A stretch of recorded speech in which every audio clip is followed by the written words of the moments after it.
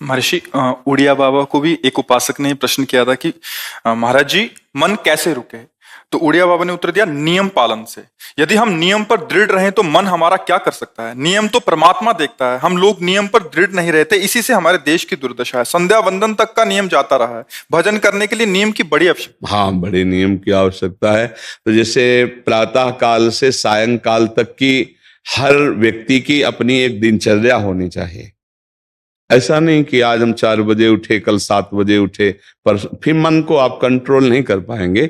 मन के लिए एक दिनचर्या होनी चाहिए कि हमको 10 बजे सोना है, 4 बजे उठ जाना है, तो फिर 4 से 4:15 नहीं होना चाहिए, 4 बजे उठ जाना, ऐसा नियम बना ले। और उठ करके हमको थोड़ी देर नाम जप करना है, थोड़ी देर हमें वाणी जी का गायन करना है, थोड़ी देर हमें ध्यान, एक अपनी दिनचर्या। फिर हम अपने संसार के कार्य के नियम, जो संसार के कार्य हैं, उनको भी करते हुए भगवान को समर्पित करें। जैसे जो पद में है, जो आपको राष्ट्र सेवा मिली है, जो आपको समाज सेवा के पद मिले हैं, या आपको जो घर की सेवा के कार्य मिले हैं, उनमें बहुत धर्म पूर्वक आचरण होना चाहिए।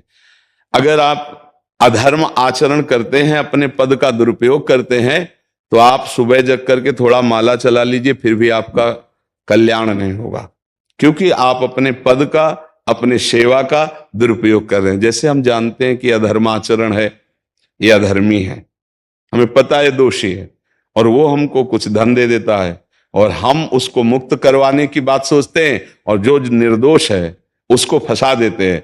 अब तुम चाहे जितना माला चलाने की कोशिश करो या दान पुण्य करो, वो तुम्हारा अधर्म आचरण, वो अधर्म का धन तुम्हें सतमार्ग में नहीं जाने देगा। नियम लेना चाहिए कि जिस पद में है, जिस धर्म में है, जिस कर्तव्य में है, चाहे कुछ भी हो जाए, हम अपने कर्तव्य से विमुख नहीं होंगे। जितना जब महान है, उतने कर्तव्य महान है। दोनों बातें समझना है।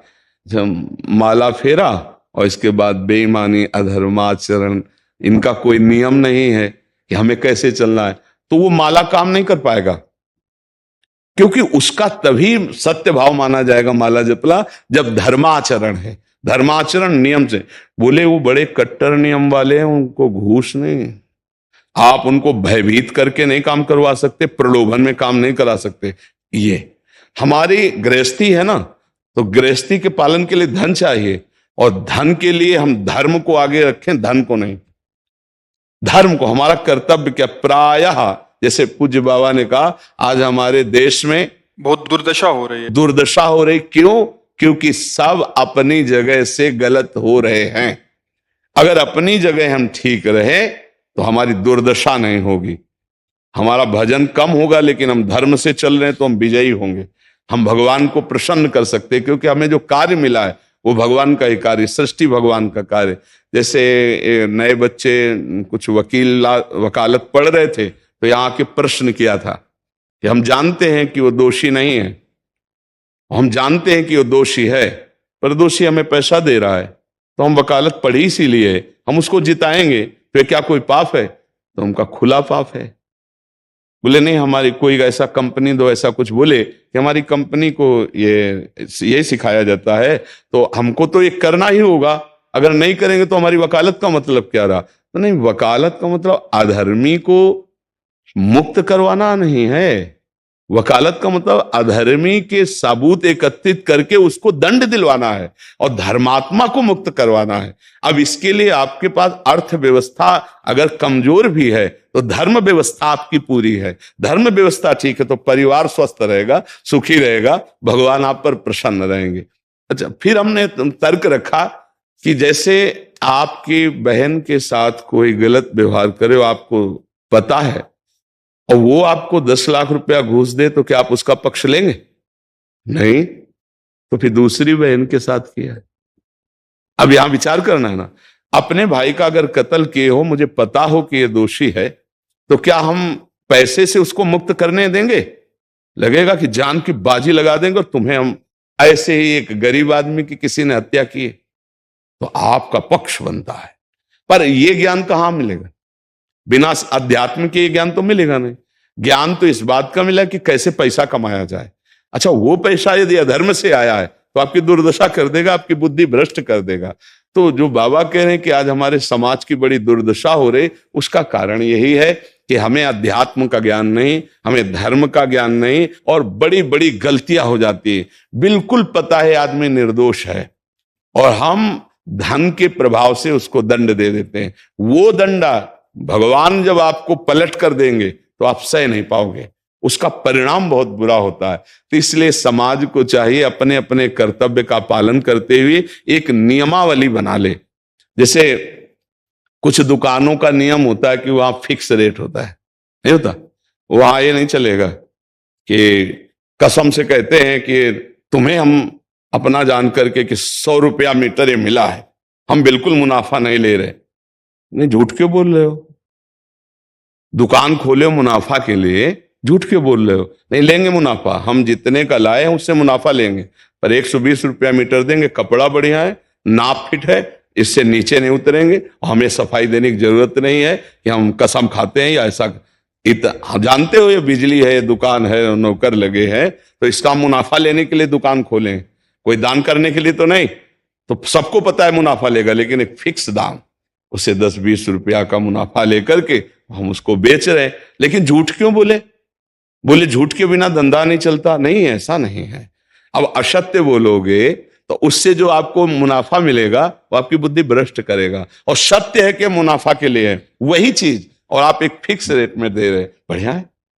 अब अगर आप कोई मिलावट करके भोजन सामग्री दे रहे, आपको पता है, तो जो खाने वाले के हृदय में बैठे हुए भगवान है वो तुम्हारे जीवन में मिलावट कर देंगे, तुम्हारा जीवन महान दुखमय हो जाएगा। ये कहां समझा जाता है?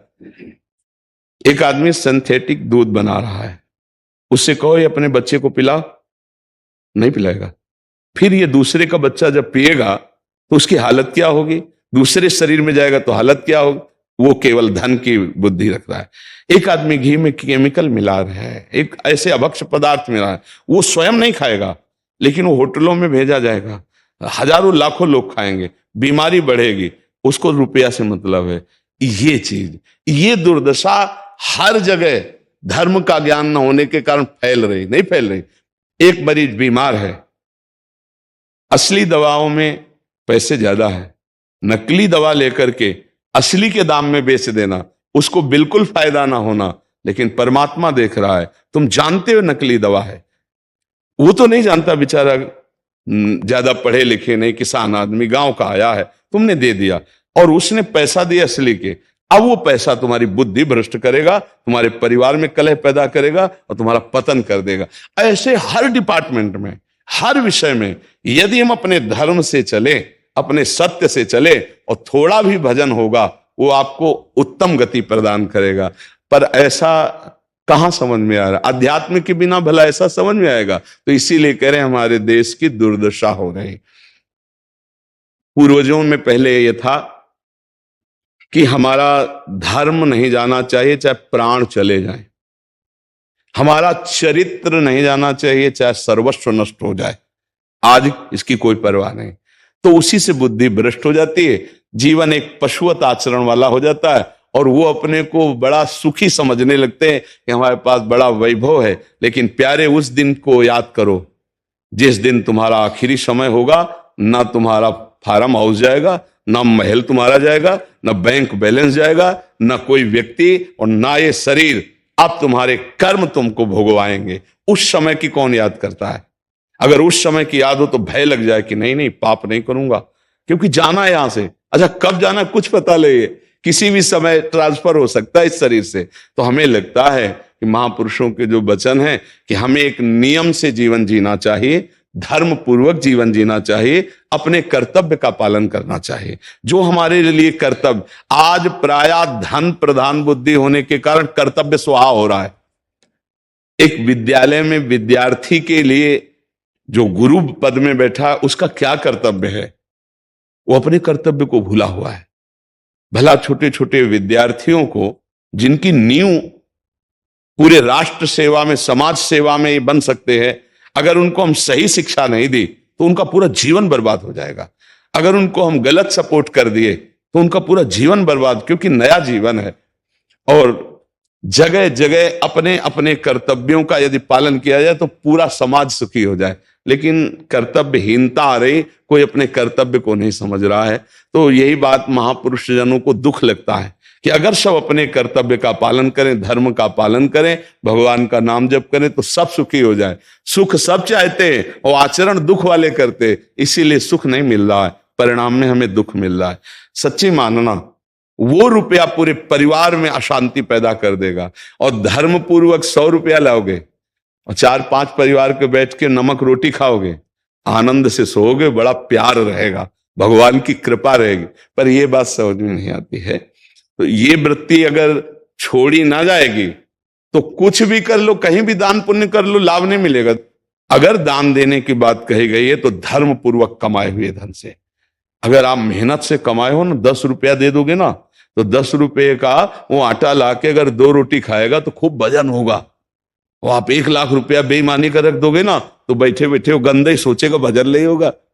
उसका गंदा सोचना और आपका गंदा करना दोनों मिल करके, उसके कारण भी तो आप बने ना, तो आपका ही पतन हो जाएगा। उसको तो भगवान बचा लेंगे क्योंकि भगवान की शरण में। तो मुझे लगता है अधर्म के धन से कभी किसी को लाभ नहीं मिलता। तो अपने कर्तव्य का पालन करते हुए यदि नाम जप किया जाए तो बहुत जल्दी हमको लाभ प्राप्त हो जाए।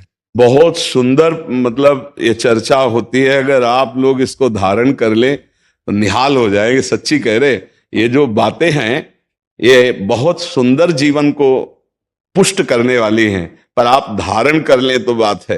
नहीं तो जैसे लाभ दिखाई दे रहा 50,000, तो ये बातें भूल जाओगे, ये बातें अच्छी नहीं लगेंगी।